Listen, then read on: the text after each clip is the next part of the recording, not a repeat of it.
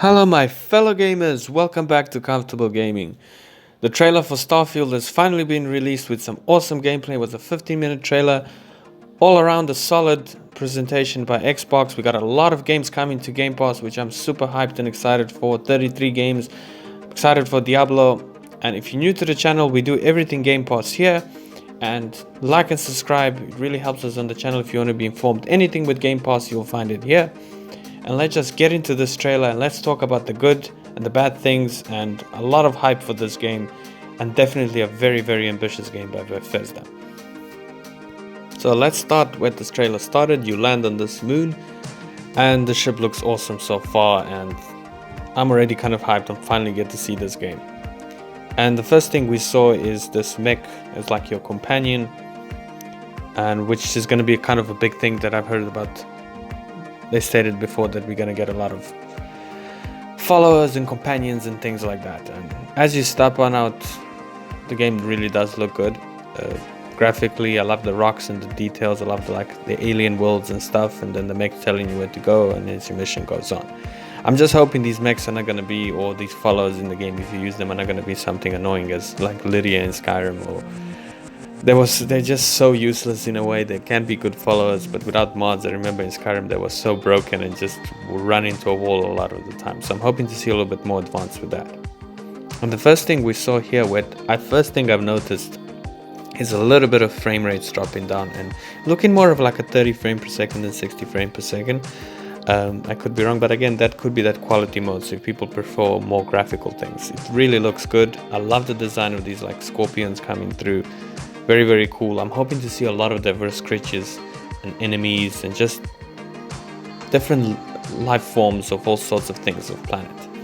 And then the next thing we saw was pretty much No Man's Sky and farming for resources. I'm glad this is cool. I mean, it's a space game. A lot of games borrow a lot of things from different games.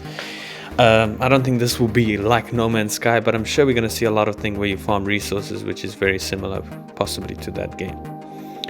And then you reach this Crete research lab, which was the next thing, and you slowly get your equipment ready, and you can have third person to first person. So I do think it's gonna play a lot more like Fallout than Elder Scrolls. They play very similar, those games. All of them are gonna, it's pretty much Skyrim in space, as they call it, or Fallout in space. I like the jump. I'm sure you got a little jetpack, which was cool. And as we enter here, very cool lighting design in the game, so that's been really done nicely as the light comes in through. Very interesting. And then we encounter slowly here, I hope sneak will be a really fun thing also to do in this game. We encounter our first set of enemies, which are like these space pirates and stuff, which are pretty much your bandits or outlaws compared to Fallout and Skyrim. And the first thing I've noticed here is the shooting is definitely like Fallout, but a little different, a little bit more faster pace, which I prefer, because I feel like Fallout has got that specific shooting and I don't want it to feel that way. And the first thing I noticed, for me, the biggest thing for me in this, this is one of the two biggest things I saw, was the shooting. Was a little bit, I feel like it needs a lot more polishment to be done. It just doesn't feel very good to me. I haven't played it, but what it looks from. And then obviously the hacking, it's like lockpicking in Skyrim and those sort of games. Fallout, so that's back just in a space type of thing. And then as you see here, you get like a different gun, like a pulse rifle of sorts.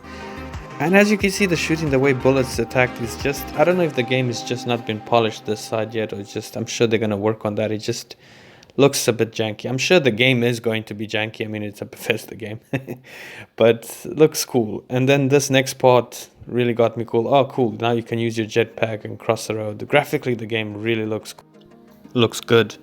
And now we arrive to this like central hub of a planet, New Atlantis, where you pick up your quests and things like that. I'm sure there's going to be quests all over the world and all over the galaxy type of thing, but this is, I feel like it's going to be like a capital where you get probably your main campaign quest and sort of things, which looks cool, like a space hub where you kind of thing. And this detail with the watch, I really loved here, how it opens, and just the detail in the arm really looks good. And as you meet these new people that give you this quest about these runes, that's probably looking like that's going to be sort of the main story. I could be wrong, but I do believe that's the main story of Starfield. And as you explore the galaxy trying to figure this out and how this works, Very interesting, not much detail obviously on it. I mean, I'm more wanting to explore the story as I play the game. I don't want to know too much about it, obviously. Very interesting idea, and I love the character details as we hear in the lips and movement. And I feel like it's more like Oblivion than Fallout. Fallout, I feel like when you speak to the characters, they're more, Fallout 4 more out. It reminds me a little bit of Oblivion, where they kind of completely zoom in to the character's face. And I'm loving the facial expressions as they speak. It looks very interesting. And looks like there's a lot of diversity so far as I can see, hopefully, of different planets and different locations, different outposts. This guy definitely reminds me of the Collector in like Marvel movies, for sure. In Nowhere, when you go to Nowhere with Guardians of the Galaxy. So maybe you collect some sort of, that gives you a quest of rare species you need to collect from him, or defeat rare species of monsters, etc. like that. And I bet there's going to be a bunch of different factions, something like a Fighters Guild faction, maybe a Bandit faction, all sorts of things. I'm very kind of interested in that, because that's also been one of the big things about these games. It's not just the main story, but the factions make up Bethesda games very much so, especially Elder Scrolls and Fallout games. So looks very interesting. Not much in this trailer about the factions, just the world design so far. And I like this so far what I saw, a lot of the few different species, not a lot, few different species of animals. I want to see all sorts of things, especially like this big thing here that looks very cool. Character creation really looks good. A lot of detail in here. I feel like so far a little bit what they announced, body weight and stuff. I feel like I'm one of those people who spend such a long time designing what type of kind of character I want. I spend so much time in every Elder Scrolls game. And then the skill sets, which I really liked. This idea reminds me a little bit of Oblivion, where you choose your thing. So you could be a diplomat, and I love the world that interacts with you if you pick a certain birth sign or starting type of thing, which is very cool. The kid stuff and also something that affects the game but gives you skills, and also some debuff depending on which class you choose, and all sorts of outfits and armor. So far a little bit what we're showing your character can look. Very, very cool, interesting. And then we got to the skill tree. Cool, very cool, interesting skill tree. I mean, I need to explore it to kind of figure out. It's a little bit of Fallout, and it reminds me of a mixture of a little bit of Fallout and Oblivion, of where you choose certain classes and specs and certain things. Then you get your gun customization, like a workbench and crafting, which I'm not surprised this game had, which is really awesome that you can craft and upgrade weapons and things like that as you explore this world and stuff. And then the outposts are back. Now, this is one thing I didn't like in Fallout 4 when it came out, and Fallout 76. It's just, I feel like this is going to be used quite a lot on different planets to just farm resources and stuff.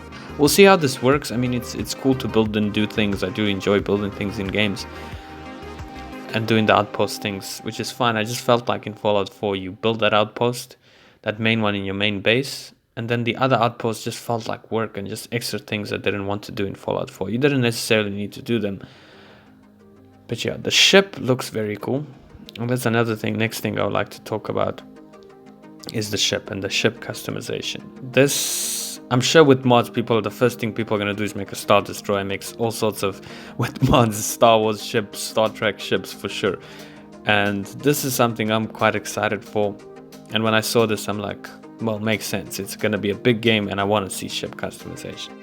And when they announced that you can actually fly the ship and have space battles, I was like, what? Because I thought you can customize the ship and kind of use it to go planet to planet. But I'm glad that they're doing this. And this is one thing in this showcase I feel like the most polished so far. I could be wrong, Anthem is one of those games that look great on paper and game trailers until it launched. But the space battles for me look the most refined so far, what I can see, in shooting and combat compared to the shooting guns and planets and stuff. And just, it looks epic going through space and stuff, It's been a hiatus since something, a great space sci-fi game since Mass Effect. Outer Worlds was definitely a good game. And this really looks good. I love the idea of it, and I love that you can customize your ship and do all sorts of things. I'm definitely gonna see a Millennium Falcon mod for sure. Or Boba Fett's ship. Looks really good. This was one part that I was like, man, this is what got me a little bit hyped into this game. I'm not a guy who likes space battles, in all honesty. It's just the way it was designed, maybe it presented, looked very cool. It's just there's so much to do so far. You can see, you can explore planets, do this, plus fly a ship, customize your ship, build outposts. It's a very, very ambitious game, and that's one of the things that's got me quite worried for this game because it was delayed. There's still a lot to do, I feel like, with this game to get it where it needs to be. But space battles, the next thing was the open world that Todd announced and what you can do and things like that. This is one thing that's got me a little bit, not more than a little bit worried. And looks really exciting, the open world, and I was like, okay, there's a system, cool, you can go to a planet, and it says you can explore each corner of the planet. I don't know how this is gonna work. Already that looks so big just in one system. Then they announced there's gonna be 100 systems with over 1,000 planets. I mean, that's a bit way ambitious, and I feel like that's Todd Marks' bullshit marketing thing saying, oh hey guys, it's 16 times the difference in graphical quality. It's 16 times. Remember that quote that didn't age well, and I feel like there's 1,000 planets. I'd rather have 10 systems with maybe 20 planets, or 20 systems with 10 planets in between, or something like that. Just have more quality when you go and explore different worlds. I mean, they're showing us here all sorts of different things, but you're gonna fit all these 1,000 planets in different systems. It's a bit far-fetched if you ask me. If they do it, I'll be amazed, but that's one main thing that's got me worried, and I feel like that's pushing the developers to do a lot on this game to get all the planets and stuff right instead of what needs to be done. And I don't want the game to feel like this massive thing and then the important things are not done quality-wise to quests, factions and things like that over some exploring part type of thing. I don't want it to feel more like No Man's Sky, I want it to feel more like Starfield. So we'll see. I feel like it's more of a market thing with Todd Howard, the same thing they did with Fallout 76. I hope they do cut down these planets and make it a bit smaller and make it more immersive. You know, that saying, quantity is not over quality. You know, if you have more, that doesn't mean it's better. Sometimes smaller things are much better or less. And more quantity and details on the planets and things like that, factions, quests, crafting, ship and things like that, space battles. So I'm excited. That's my biggest concern with this, and just the way the shooting somehow feels. The rest of the stuff that's janky and a little bit, hopefully it will get roughened out before that. That's why the game was delayed. So hopefully that gets really polished out and changed, because you never know what's gonna happen, how it's gonna launch, but they are very ambitious with this game. So really looking forward to this, and obviously a little bit worried than what we saw in the trailer. But again, man, that ambition in this game, what they're trying to do, I hope it's just smoke and there's going to be less planets and more details, because I feel like they will take away a lot of the quality on factions and things like that, I think, which is a very important thing to Bethesda games. Fallout and because what's always made Bethesda games, even though they felt a little bit janky at things, is, and buggy as they always are, is the detail in the factions, the detail in the world. At the time, Skyrim was a big thing, Oblivion was a big thing, Fallout was a big thing. The way you interverse in quests with the factions as you build your own journey as a character. So I don't want this game to feel just as this open, barren world of just exploring, and somewhat quests. I want a lot of uniqueness in factions and quests and worlds, obviously, but doesn't need to have so many planets. I feel like it's a lot of shit, but let's see. Let's definitely see. Quite excited. I mean, it looked good, and I want to see more gameplay. That's my next thing. I want to see a next trailer by the end of the year of gameplay for Starfield, to see it be more stabilized, and especially the shooting part that looked very off to me, and I'm glad this game got delayed. From what I saw in this trailer, as great as it looks, this is nowhere ready to have a proper release, especially a big game like this. It's 1,000 planets or no 1,000 planets, it's definitely going to be a big game and a very ambitious game, and I hope they get it right. I don't want this game not to succeed. I really want to get it right, because it could be a really great thing, not just for Xbox, but just for gaming in general, especially with decades of a lot of games coming broken of late. And it can come broken, it's very possible, guys, do not be fooled. But I'm excited. I'm hoping it's going to be great, because I want a great game. I mean, everybody wins. The company wins if the game makes success. We win as gamers, we get a great game. So I don't know what's in this day and age. Can't just things run normally, I suppose. Anyways, guys, that's it from me. That's my little bit breakdown, my worries, a little bit the bad and the ugly type of thing in the game, and a couple of worries of things. What are your thoughts on Starfield so far? Are you going to pre-order it? I'm definitely going to wait, or just play it day one in Game Pass, which I think most of us are gonna do. Thank you guys for watching. Hope you liked this video, and I'll see you guys all in the next one.